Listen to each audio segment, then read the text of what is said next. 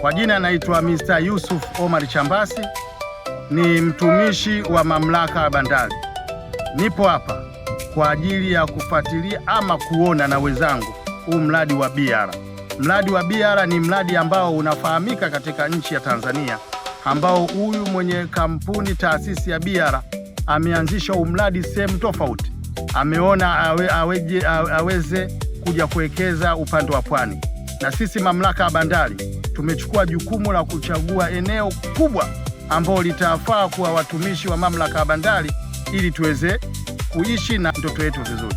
Lakini vile vile mradi wa BR tumeuona sehemu ya kanisa, sehemu ya misikiti, sehemu ya uwanja pamoja na hospitali, ambayo ukichukua ni sehemu nzuri ambayo inaweza ikanufaisha familia yako na wewe mwenyewe.